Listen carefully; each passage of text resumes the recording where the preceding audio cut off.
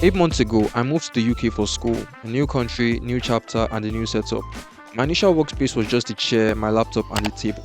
But I quickly realized that if I wanted to be productive, I'd need at least a second monitor, and I'm sure every creative knows how tough it is to get real work done using just a single screen. So, bit by bit, I started building a new and improved studio space, one that supports everything I do, and I've managed to build all of it while sticking to a tight student budget.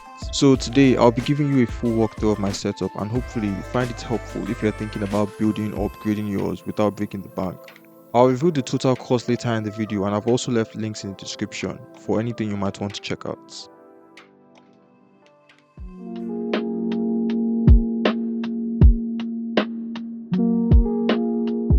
Arguably the most important part of the setup, the desk I opted for is the Devoco electric standing desk, which I got with the rustic brown top. The tabletop came in 3 parts, which is something you should keep in mind if you're thinking about buying this desk. It was very easy to set up and it took me about 45 minutes in total.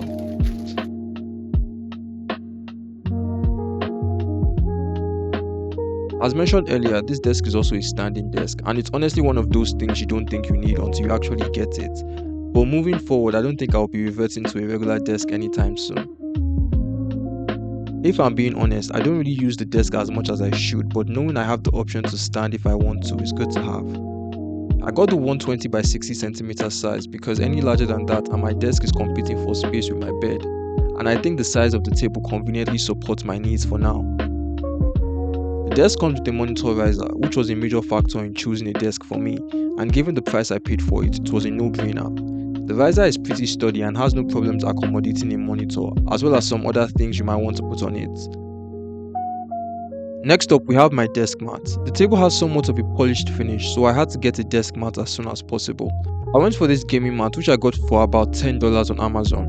The mat has a smooth surface and a rubber base, which stops the mat from moving around. It's a basic mat, no gimmicks, and it's surprisingly comfortable.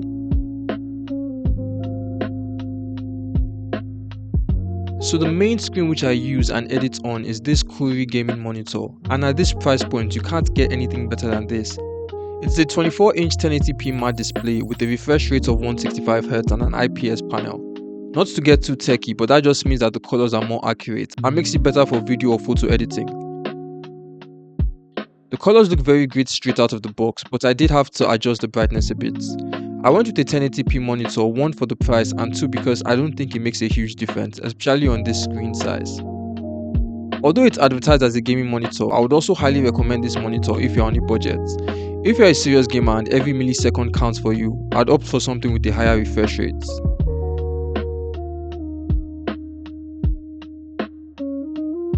Over to the right side of my desk, I use the Fifine AM8 microphone.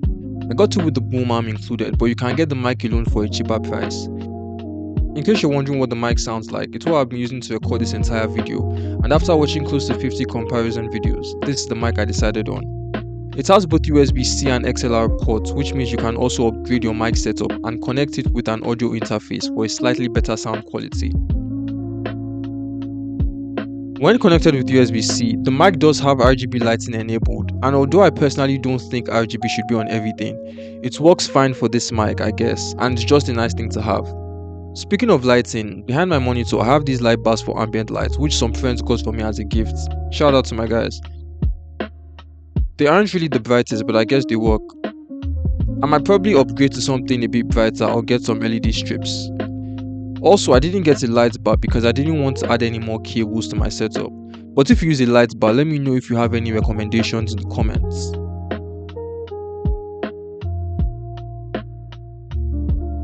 For the device which powers this entire setup, I use a 17-inch HP Omen 17 laptop with an Intel i7 12th gen processor and a 1TB solid-state drive.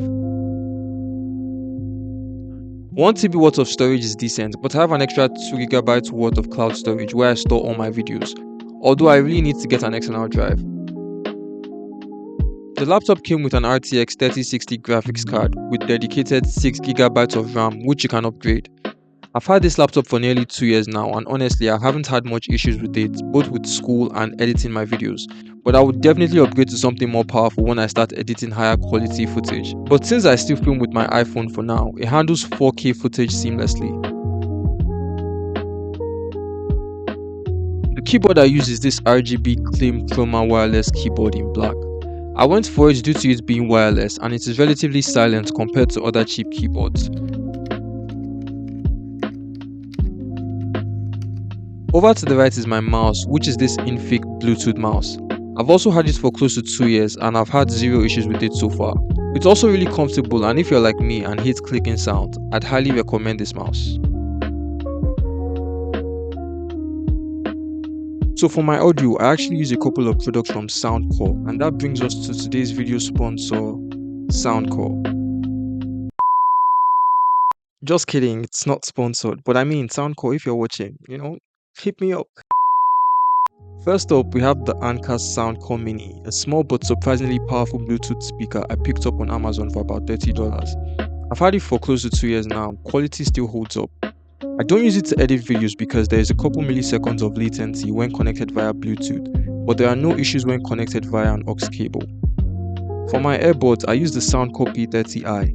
They're solid for casual listening, and the case actually comes with a little retractable phone stand, which is cool because I use it to hold up the speaker when I'm not using it. Random, but it works.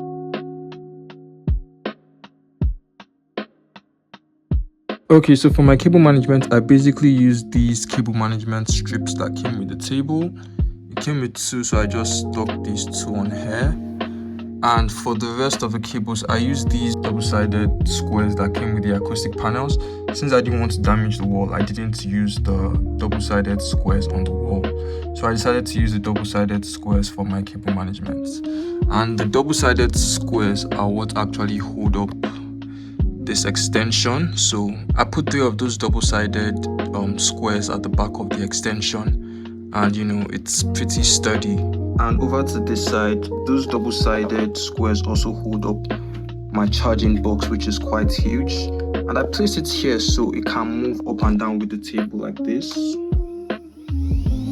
it goes up with the table and down.